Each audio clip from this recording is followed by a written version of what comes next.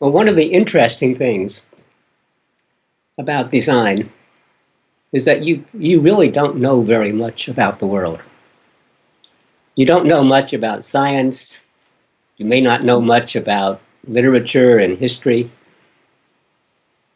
And the fact that you do not know very much is your most important strength. That's why you are such great designers. Because if you don't know anything, well, you are not stuck in the past. You are not stuck with the ideas of the field. And when you are thinking about a new design, well, suppose that you are asked by a client to do something. You will ask stupid questions. The most powerful questions in the world are stupid questions. Because a stupid question is never stupid. What it means is there is something that people just take for granted. They've never thought about it. And when you ask them, why do you do that? They think, oh, what a stupid question. I've always done it this way. But when they try to answer the question, often they find they cannot. Well, I've often done it this way. I've always done it this way. This is the way it is. Those are not good reasons. And by asking those questions, you can often think of a whole new way to approach a problem that the experts would never think of. The trouble with experts is they know too much. And they think the same way every other expert thinks. And designers don't know anything. And that's your brilliance. Now, here's another rule that I follow. It's related. When somebody asks me to solve a problem, it could be a client, it could be someone who wants me to help design, it could be a company, it could be your professor. I never solve that problem. I always say, why do you want me to solve that problem? And when the person tells me, I ask, well, why is that? And when the person tells me, I ask, why is that? I practice what the Japanese call the 5 whys. Ask the question why 5 times. Now, it may not be 5, it may only be 2, or it may take you 10. But the important point is, when someone says, here's the problem I want you to solve, it's almost always the wrong problem. You have to find design thinkers do. Design thinkers step back and say, what is the real problem we are trying to solve? And then they ask stupid questions. And then the best designers come up with the brilliant solutions.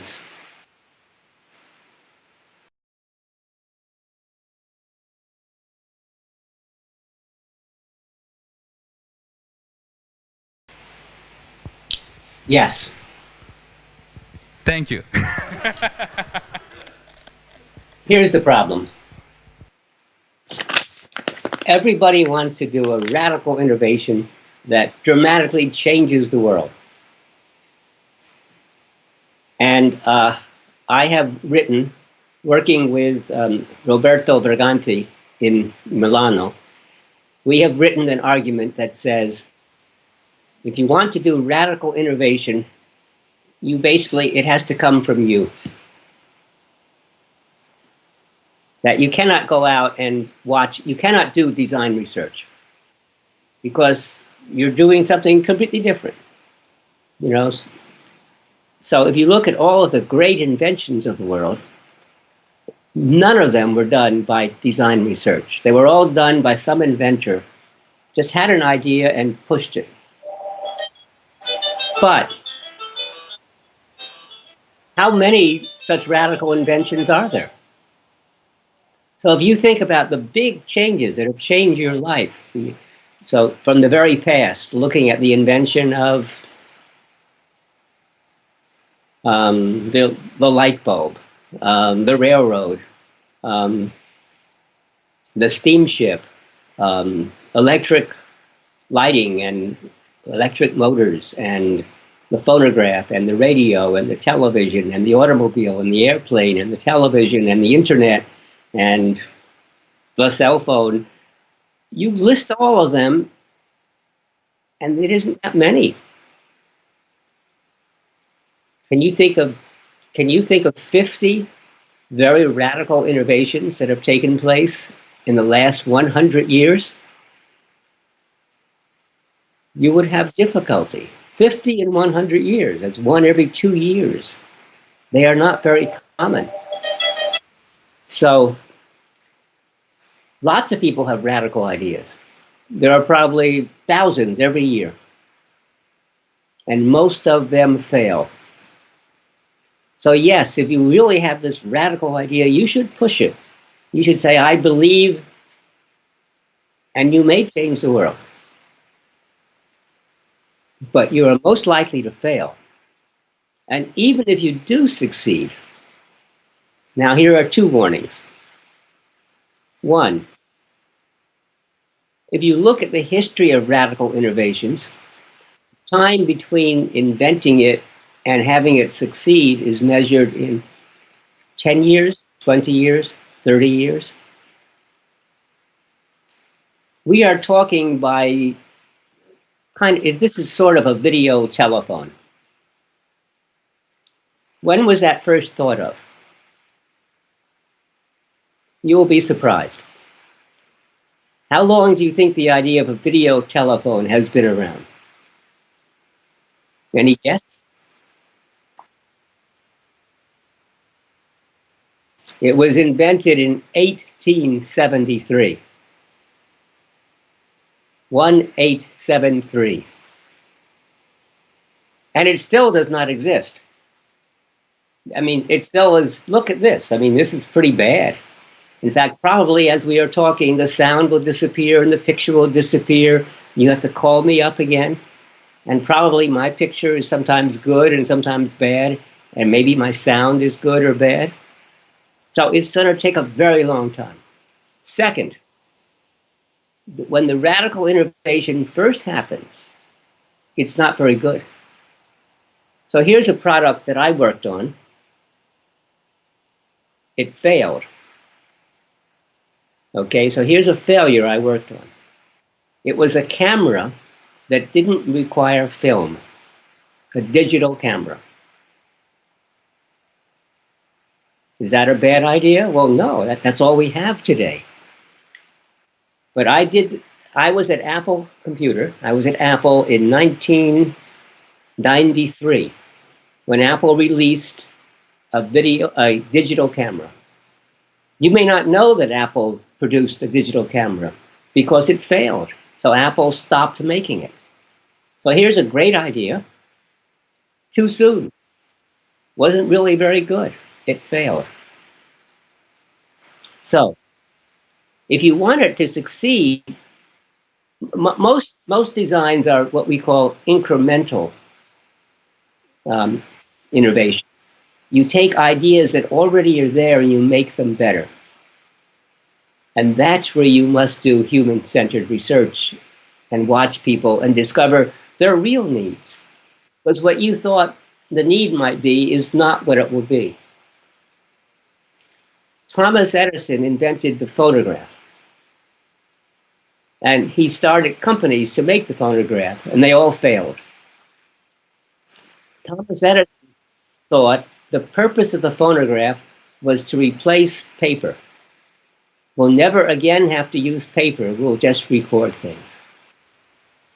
If he would have done some design research, he would have discovered that was silly. It's really hard. Would you like, instead of books, would you like to have to listen to lectures that go on for hours and hours? A book is much faster and easier. You can skim it, you can read it. So he had the great idea, but he didn't know how to make it practical. So, I mean, what you asked a really good question because it gets at the heart of what designers do. That's why I answered yes to your question. Yes, we should ignore users and just follow our own heart. if you want radical research. But be prepared to fail. 99% fail. If you want something that is successful all around the world, then you must do good design research and find out real needs.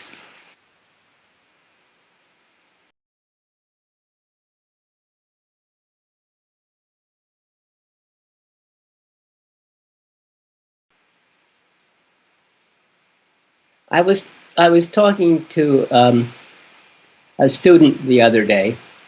Many students like to come to my home and talk to me. And she had spent the summer working for a company called Teague Design. Teague Design is in Seattle, Washington, in the United States. And they do all of the designs of the inside of all of the airplanes that Boeing aircraft does. So there are only two big airplane manufacturers in the whole world. One of them is Airbus in Europe, and the other is Boeing in Seattle, Washington. So this is a very important job. And if you ever fly in these big airplanes, they're not really very comfortable. They're not really well designed in many ways for the people who fly in them. And I am always amused when Boeing has just released their latest airplane, which is just starting to be flown today. It's called the 787 Dreamliner. It's a very big plane, and it has really big windows. And they advertise you can really see much better the passengers because of very big windows. Well, if you ever fly, what happens when you get on the airplane and you take off? The first thing they do is tell you, please pull down the shades, cover the windows. And I've always wondered why we have windows when they make us cover them. They cover it so people can watch movies, they cover it so people can sleep, they cover it for a lot of reasons. So why does it matter we have big windows? And why is it that you always get stuck in the aisles with people in their baggage, and the baggage compartments are never big enough? So it turns out that Teague Design are experts at designing the insides of planes. They understand the weight requirements. They understand the safety requirements. They understand the requirements that the government puts on them and that Boeing aircraft puts on them. And they've never asked, what is it like to be a passenger? And she said she flew home to China and back to Seattle, Washington, and she took video pictures of all the passengers boarding, getting in each other's way, the problems they had. And she showed it to the people at Teague Design, and they were, oh, so amazed. They had never done this themselves. And that's the problem with becoming specialists.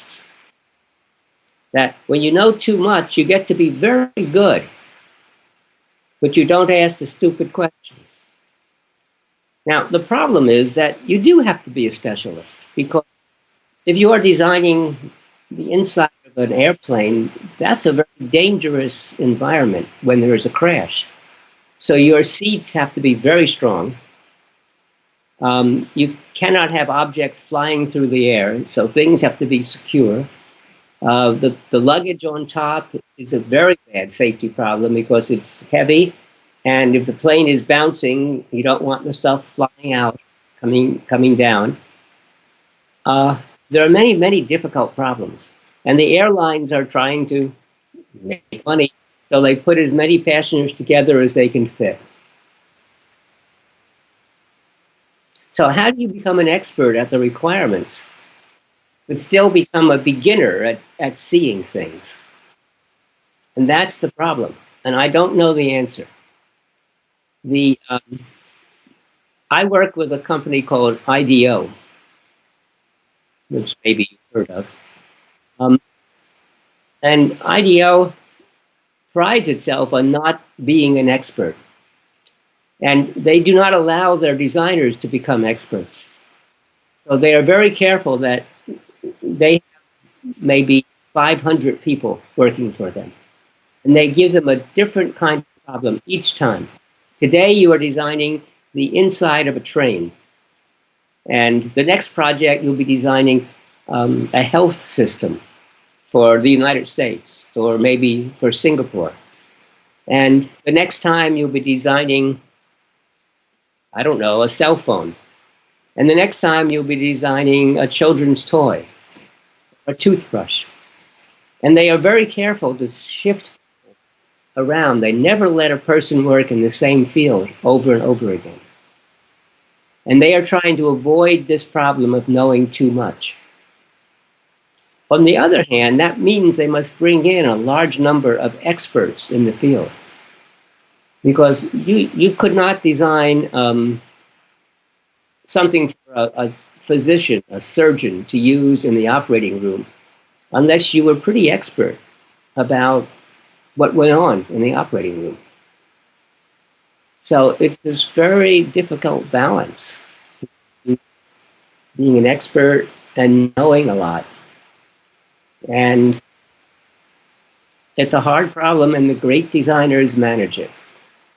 You have to, somehow you must always maintain your curiosity and being able to ask the stupid question. The hardest thing to see is something that is always there. The hardest question to ask about is something that is obvious. And the great designs come from seeing something that is always there, but nobody, and therefore nobody sees it, and from asking about the obvious. And that's really difficult to do if you are an expert.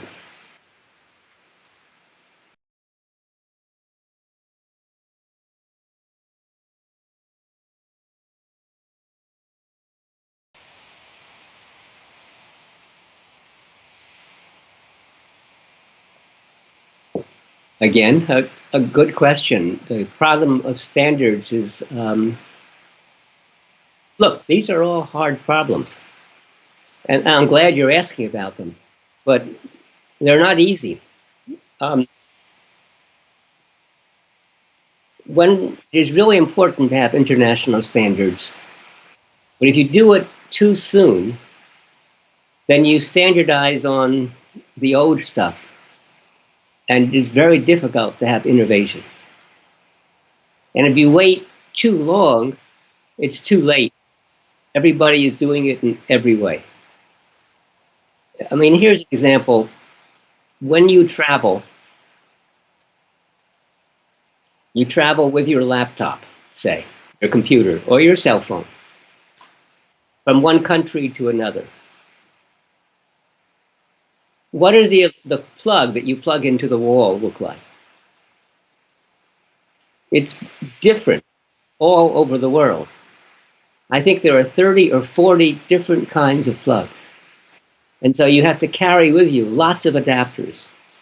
Or you have to buy these ones that can be general purpose, and they're big and heavy and clumsy.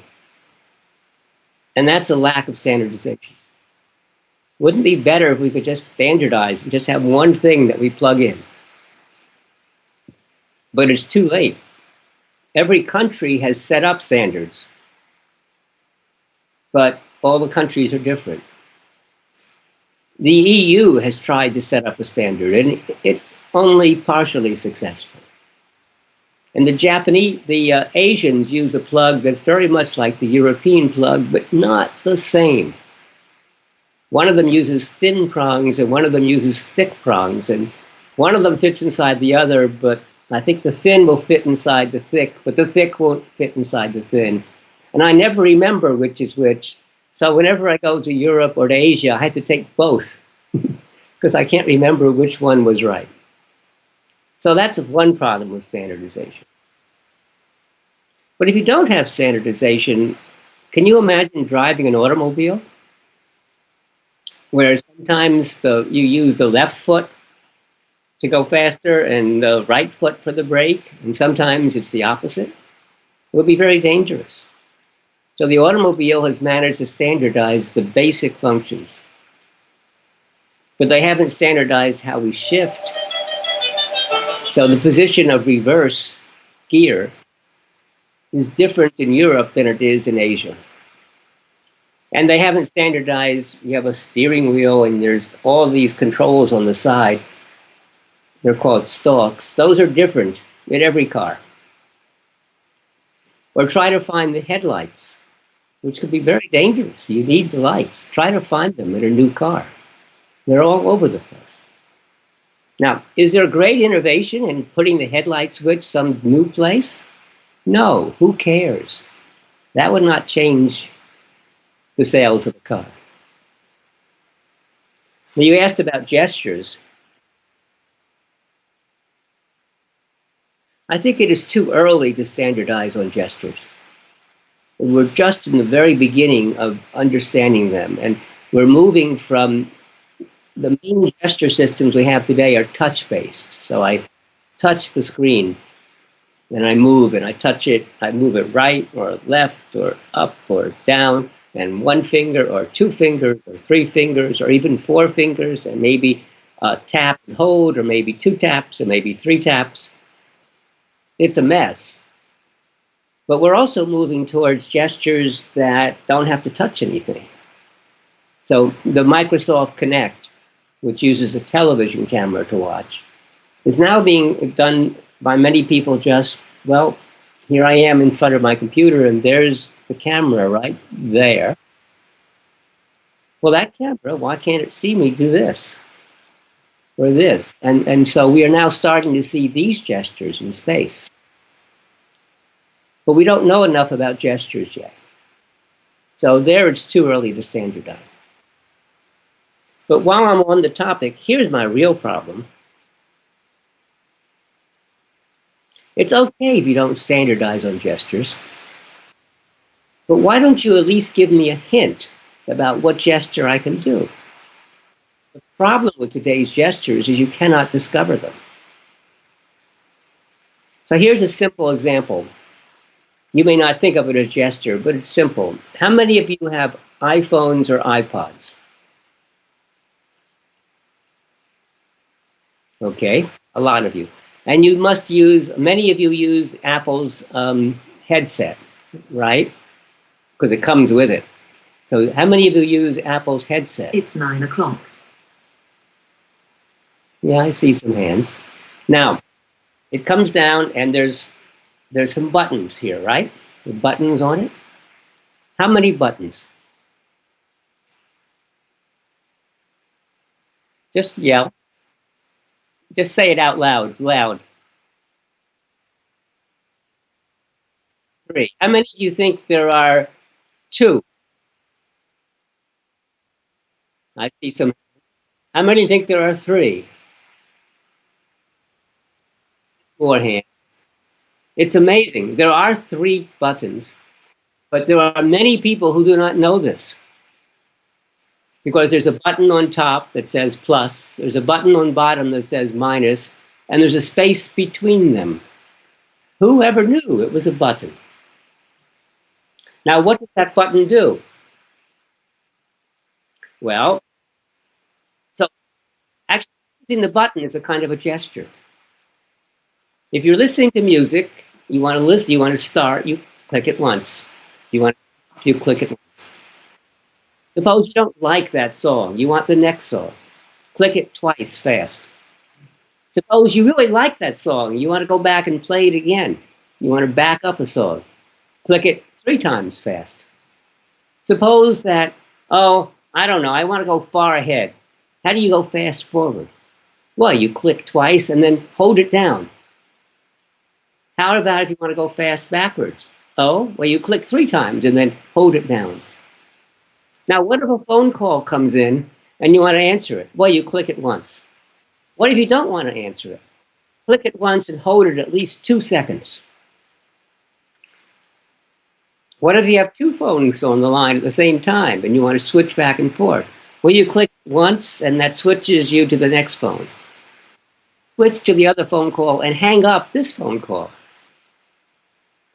Actually, I forget what you do, but I think you click it twice and hold it down for a couple of seconds. It's crazy. Who would ever know this? The only reason I know it is I think it is so crazy that I'm writing about it. So I'm writing an article about it. So I'm carefully studying the manual because how would I remember? And how would you ever learn this yourself? And it's you can't even look in the manual because it's on many different pages. It's not even in one place. So that's the problem with gestures. How on earth do you know what to do? Microsoft is bringing out a new operating system for phones. It's called Windows Phone.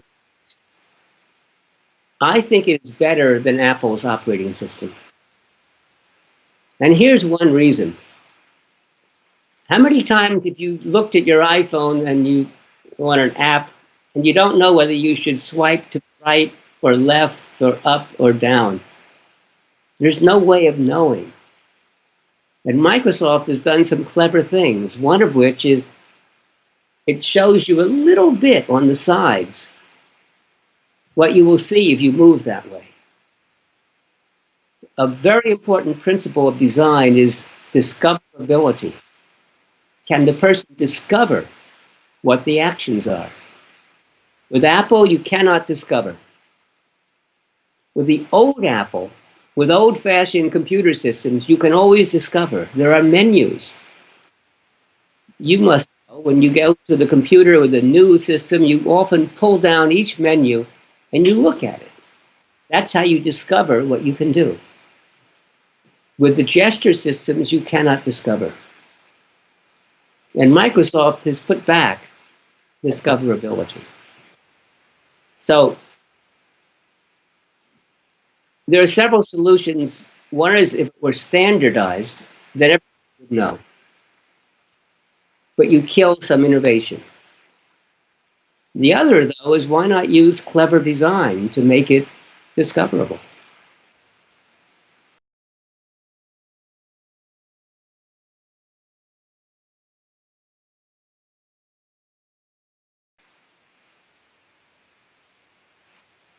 The cloud technologies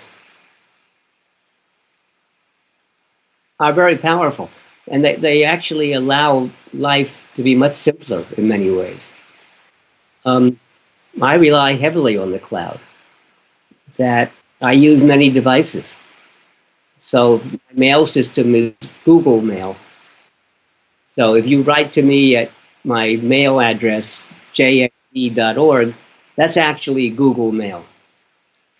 And what that means is I can be using my phone, I can be using the computer I'm sitting at right now.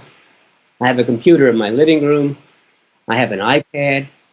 I can be traveling any place in the world and go to any computer, and there is my mail. And if I start a message and say, no, I do not want to send it yet, I want to save it, it's waiting for me at any computer in the world.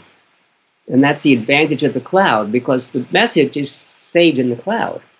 So any computer lets me get to it. And the cloud is very, very efficient in letting many people share documents, work together. We use Google Docs a lot in my business because I can write notes and my other people around the world can read them and change them, and can even change them while I am changing them. And that's only possible with cloud computing. Cloud computing has some problems because it's a new technology. One of them is it requires continual access to the internet, and sometimes at high bandwidth. And if you do not have access to the internet, then you do not have your mail or your documents or the application you want to use. Second is the problem of safety, that many people are concerned that if it's in the cloud, it's public, yet I don't want my private information to be public.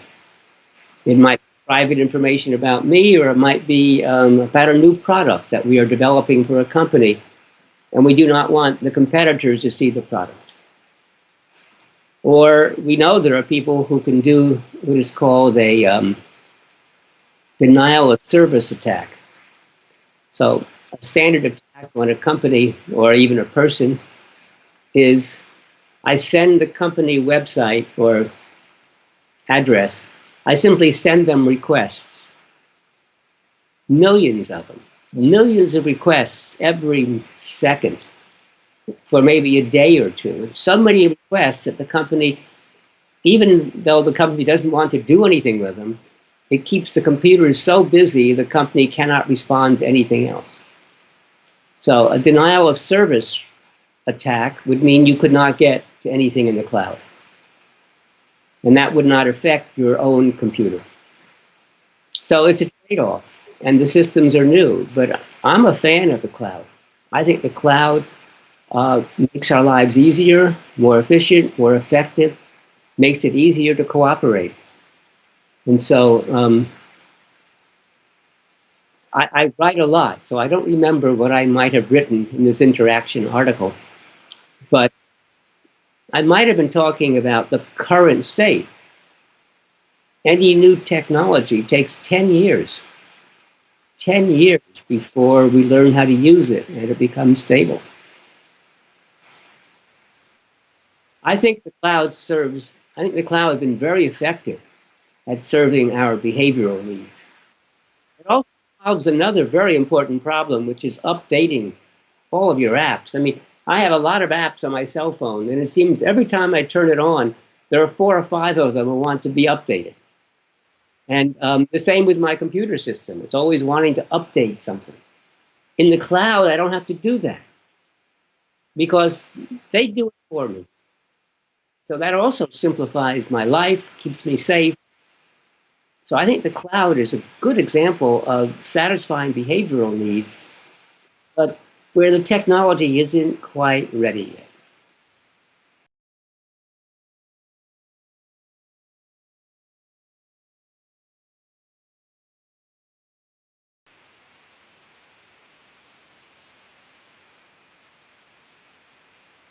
No, I think that we're doing more than having fun. That a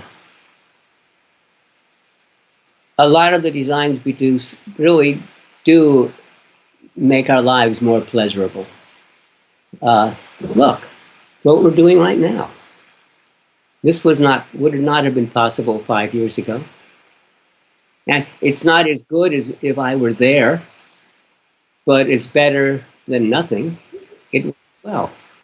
And many of the designs that we have do improve our lives. Now, there is a problem that you mentioned, and it has to do with the way that companies operate, with the traditional capitalist system of companies. That companies often, far too often, are interested only in making a profit. And this funny notion of return of value to the people who own the company, people who own stock in the company, the shareholders. I think a company has a very strong obligation to the people who work for the company, to the community where the company is located, to keep people employed in a safe way, to the environment, and to the world. And we have been neglecting that.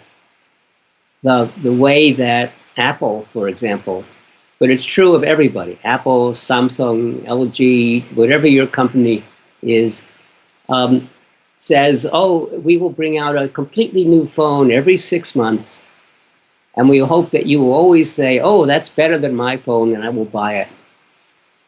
And it's not that much better.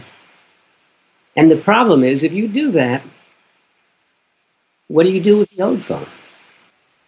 It's very destructive on the environment to throw it away. It's very destructive on the environment to have made it in the first place because it requires very exotic materials to do some of the LCD stuff, some of the microelectronics, some of the cases.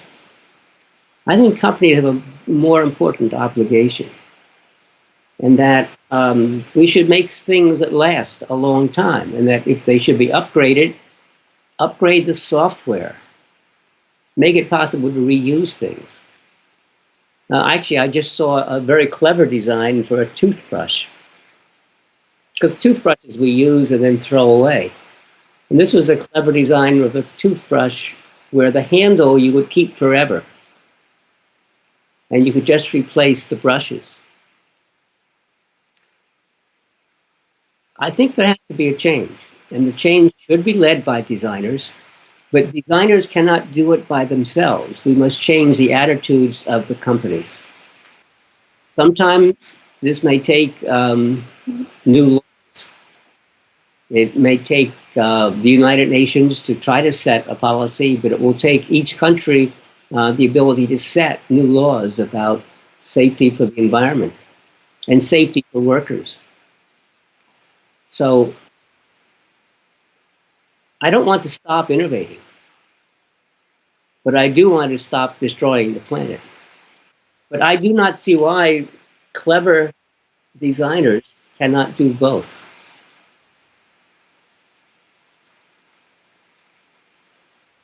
You're an engineer. I don't know what kind, but here's a good example. For years, we used to make power supplies for the equipment. And the most important thing of the supply that you plugged into electricity was the cost. And they were extremely inefficient. And even when you turned off your equipment, they were still using electricity and wasting a large amount. And then everyone was different, so we threw them all away when we were finished. Well, it isn't very difficult to make a standardized supply that you never have to throw away. And that's starting to happen with the cell phone. It used to be every time you bought a phone, it was a different charger. And today that isn't true anymore. Today they all use the same standardized plug. Not all. Apple does not. Apple refuses to play standards. But almost every other cell phone uses what is called the micro USB connector. And then there's a standard, very small supply that plugs into the wall, and you can use that on anything you want. So I have an Amazon Kindle charger, and I use that to charge my cell phone. I use it to charge my Kindle. I use it to charge the Nook. I use it to charge all sorts of things around the house, and that's better for the environment. And you can make them very efficient. And you can make them that when you turn off the equipment, the charger. So I think that your concern is correct, and it's your responsibility to fix it.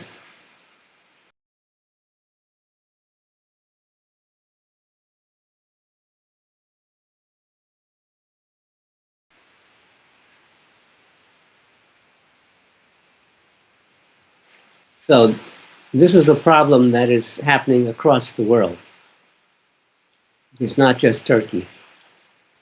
And I think there are two different reasons. One is it's the world does not understand design. And second, designers don't understand business. So let me talk about first, the world does not understand design. When you say, if somebody asks you what you do for a living and you say, I'm a designer, you design clothes, or maybe the interior, you do furniture, or the interior of an apartment. Designers basically make things look pretty. And good designers do make things look pretty. But they consider that the least important part of their job. The most important part is meeting people's needs. And that's what product design is about. But it's difficult to say I'm a product designer because most engineers think that they are. That's why we have so many bad designs, by the way. But it's difficult to convince companies that you can do a better job. Now, this is a problem. I have many friends and students in Italy, and they're all leaving Italy because they cannot find jobs. You graduate with your master's degree or PhD in design from Italy, and you must go someplace else where they understand what it is that you do. And but I see this all over the world. And then we have China, which has 1,000 design schools. And they are producing large numbers of designers, and they are mostly producing art designers. Designers who know about art, but do not really know about making products. And that is not helping. So the first problem is to educate the world as to what design really is. Design thinking. I wrote an article, some of you may have seen it, that I said that design thinking was a myth, not real. I mean, it is real. It's what I told you about in the beginning. It's stepping back and saying, I'm not going to solve the problem the way you want me to. I'm going to be creative and find out what the real problem is and solve the really important part.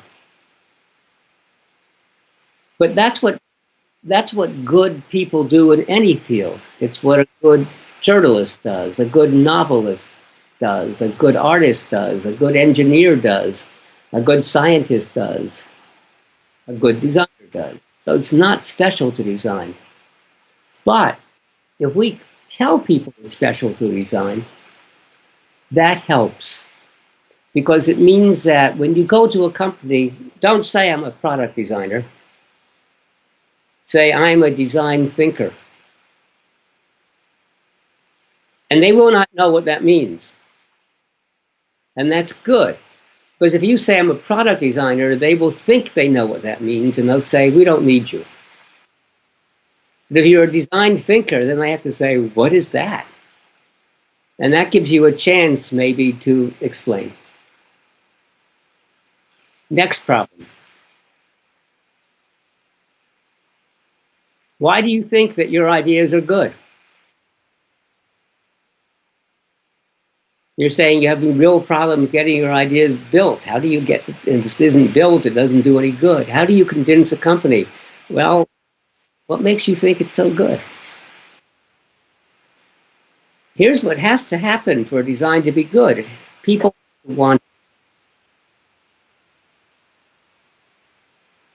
have to be able, the company has to be able to build it and sell it at a price where it's low enough that people will buy it, but high enough the company makes some money. Because if the company does not make money, they go out of business.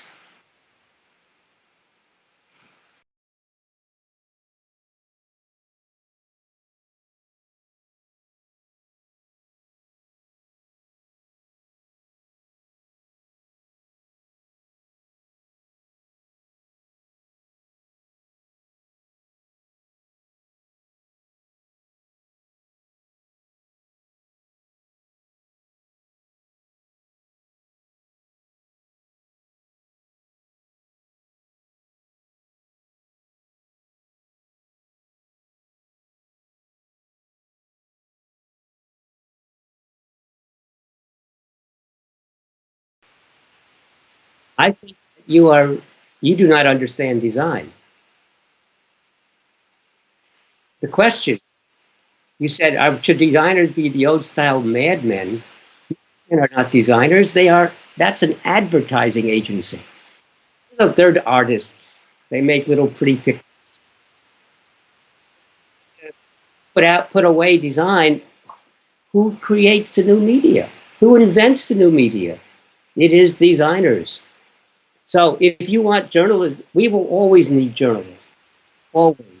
We need good journalists. We need good editors. We need ways of knowing what is happening. But we cannot use the traditional ways anymore. We have better ways, new ways.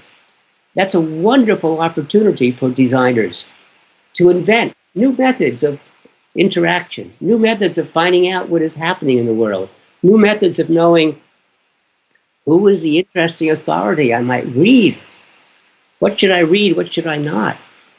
One of the nice things a publication does is it sifts all the nonsense in the world and gives me stuff that is reliable and has a point of view. We still need that, just not in the old-fashioned ways. So it's the best thing for designers, okay? And the great journalists also are great designers. And at Northwestern, we have called the Siegel Institute of Design, which includes people from journalism. And I worked with the dean of journalism at Northwestern, who is brilliant. He's one, and we are trying to change journalism by using design methods. Thank you very much. Good evening.